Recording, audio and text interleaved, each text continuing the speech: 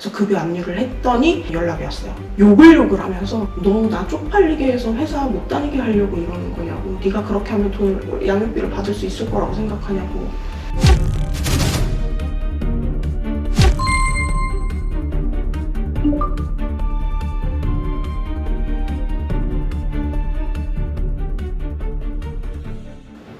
아기 출산한 걸 알았는데도 아기에 대한 건강 안부를 한 번도 묻지도 않았고, 연락도 안 왔고, 양육비도 뭐 당연히 안 줬고, 카톡 메인 사진에 올려놨었어요. 근데 봤더라고요. 받고 카톡이 왔더라고요. 너무 예쁘게 잘 태어났네, 보여줘서 고맙다, 이렇게 온 거예요. 보여줘서 고맙다. 뭔가 다 끝나는 문장인 거예요. 딱 정리가 되는 문장인 거예요, 제가 봤을 때. 근데 안 보냈더라고요. 처음에 4개월, 5개월까지 안 보냈어요. 처음엔 받을 줄 알았죠. 당연히 줘야 된다고 법적으로 50만 원씩 이행하세요라고 했으니 당연히 줄 거라 생각을 했고, 당연히 내가 뭘 해야 되는 건 아니겠구나라고 생각을 했죠. 근데 보니 이건 아니었어요. 가만히 있으면 못 받는 돈이 양육비였구나. 이게 너무 빨리 와닿은 거예요. 애기 잘 때 꼭 다 검색을 해봤어요. 어떠한 사례들이 있는 건지, 나랑 비슷한 사례가 있는 건지. 제가 아무것도 무지한 상태니까 이 상태로 있다가는 이건 답이 없겠다 싶은 생각에 정말 많은 사례들을 다 검색해서 찾아봤어요. 법적인 것도 내가 검색하면 다 알아볼 수 있잖아요. 근데 그때는 완전 다 무지했으니까 우선 어떻게 돌아가는지 활동을 해야 알 것 같은 거야. 그래갖고 5, 6개월 된 애를 애기띠 해가지고 그 양육비 재판이 있던 평택 거기를 쫓아갔어요. 그 사람도 양육비 미지급으로 인해서 재판이 있었던 거였는데 그 안에 들어가서 참관해서 이제 내용들 다 들어보고 했죠. 근데 그걸 보니까 더 어이가 없는 거예요, 이 현실이. 세상에, 도망을 가지를 않나, 말도 안 되는 거짓말을 하질 않나. 그때부터 이제 더 확실히 내가 움직여야 되겠다 생각했죠. 그래서 양육비 이행관리원도 검색하고 도움 받을 수 있으면 도움 받아야겠다라는 생각에 활동하시는 분들한테도 같이 연락해서 어떻게 하는 건지 문의하고 인터넷으로 검색하고. 근데 제일 중요한 건 물어보고 그거를 쫓아가려고 하는 것보다 통화하고 직접 다 부딪혀야지 이게 되더라고요. 그래서 이행관리원에도 통화해서 내가 지금 이러한 상황입니다 얘기를 하고, 그 이제 담당자가 배정이 되면 그분이 이제 또 저한테 연락을 해주고, 그 사람이 직장을 이렇게 다니고 있고 월 소득이 500만 원 플러스 알파가 되는 사람인데 지금 양육비를 안 주고 있다. 그랬더니 처음에 이제 얘기를 하셨던 게, 그러면 급여 압류를 해보자.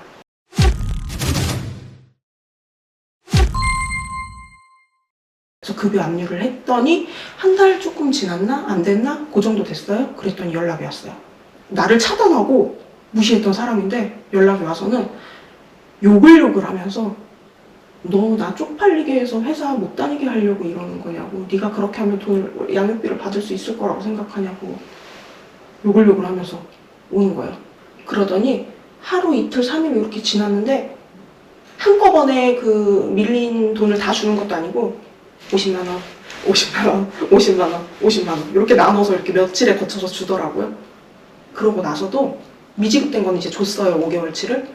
근데 미래 장래 양육비를 계속 줘야 되잖아요. 안 주는 거예요.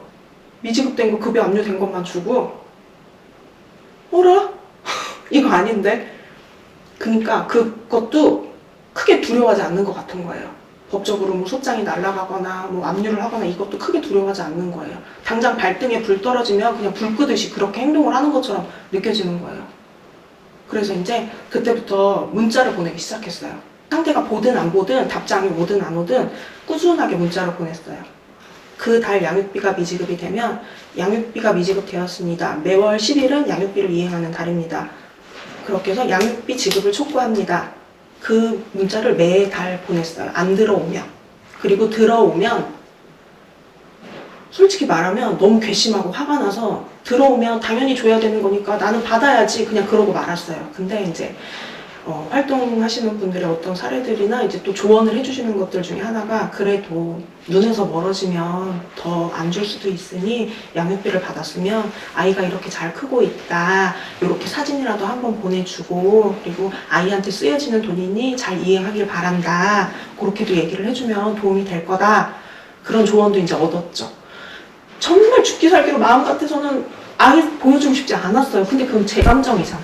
내가 이 사람이 미워서 내 감정이니까. 근데 그 얘기를 또 가만 들어보니 그것도 맞는 말이야. 만나지도 않고 보지도 않고 근데 주고 싶겠냐고. 순전히 그게 아이 양육비로 쓰라고 주어지는 돈이기는 하지만 나한테 준다 생각하면 더 주기 싫을 거 아니에요.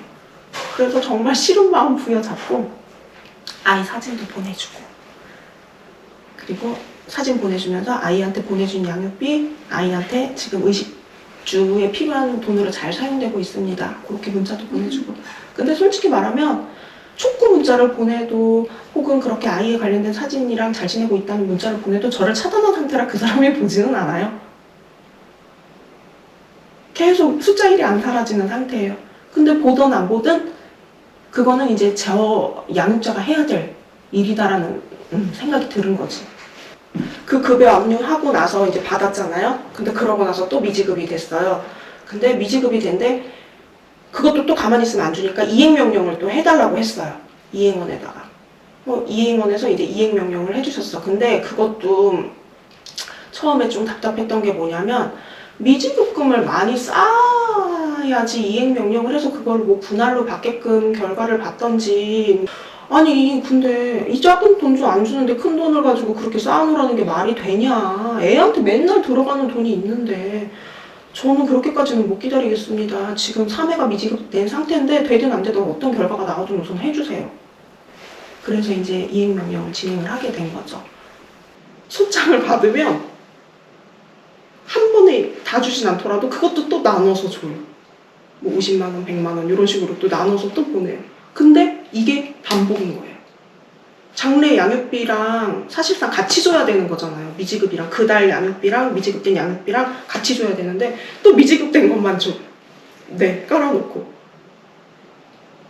그러니까 그게 더 괘씸한 거고 그리고 나서는 몇 개월 조금 주다가 또 미지급이 3개월이 쌓인 거예요. 그래서 또 제가 두 번째 이행명령을 가서 법원 가서 셀프로 했고 양육비를 안 주니까 가만히 있으면 화나잖아요. 그 사람이 차 좋아했고 캠핑 좋아했고 낚시 좋아했고 이런 것들을 제가 알고 있으니까 다 검색을 해서 찾아봤어요. 봤는데 다 그렇게 너무너무 잘 먹고 잘 살고 잘 쓰고 그러고 지내고 있는 거 다 찾은 거예요. 증거를. 너무 잘 지내고 있잖아요. 하고 싶은 거 다 하고 있고 또 취미 생활도 너무 잘하고 있는 거예요. 양육비가 한 달, 두 달 안 들어온다. 그러면 그때부터 뭔가를 움직여야 돼. 알아볼 수 있는 건 저 스스로가 우선 다 알아보고 알아봤는데 혼자 하기가 조금 어렵거나 진행 절차가 조금 복잡하거나 그러면 이제 도움을 요청을 하는 거죠.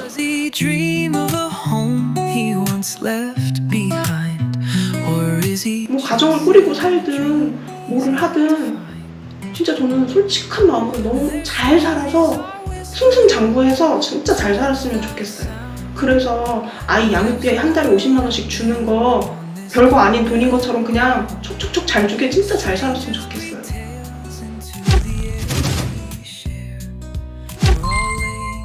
Together though